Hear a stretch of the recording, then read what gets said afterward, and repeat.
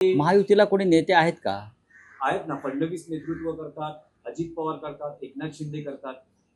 असं तुम्ही म्हणताय, पण या महायुतीचा महाराष्ट्रात विजय झालेला नसून मतचोरीच्या माध्यमातून, घोटाळ्यांच्या माध्यमातून, पैशाच्या माध्यमातून त्यांनी हा विजय प्राप्त केला.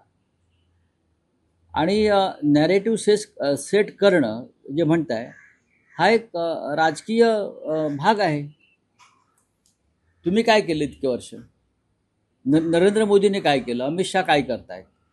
देवेंद्र फडणवीस काय करतायत? लोकांपर्यंत विचार पोहोचवण्यासाठी त्या दृष्टीनं आखणी, योजना आणि बांधणी करावीच लागते.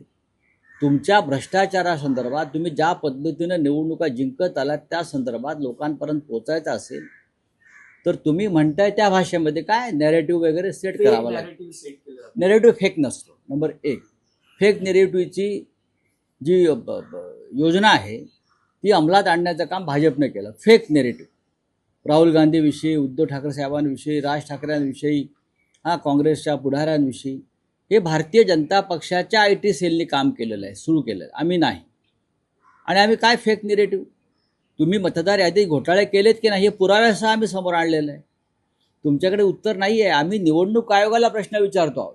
मी परत सांगतोय, निवडणूक आयोगाला आम्ही प्रश्न विचारल्यावर निवडणूक आयोगानं आम्हाला उत्तर द्यायला हवं. निवडणूक आयोगानं भारतीय जनता पक्षाच्या लोकांना का वकील म्हणून नेमलंय का? सांगा ना. निवडणूक आयोगानं भारतीय जनता पक्षाच्या लोकांना वकील म्हणून नेमला असेल तर त्यांनी सांगावं की आम्ही निवडणूक आयोगाचे वकील आहोत.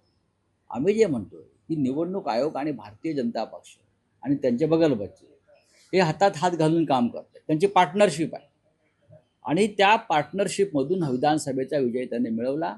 हे स्पष्ट आहे. हे काय नॅरेटिव्ह आहे, हे सत्य आहे. लोकांनी मान्य केलं आहे.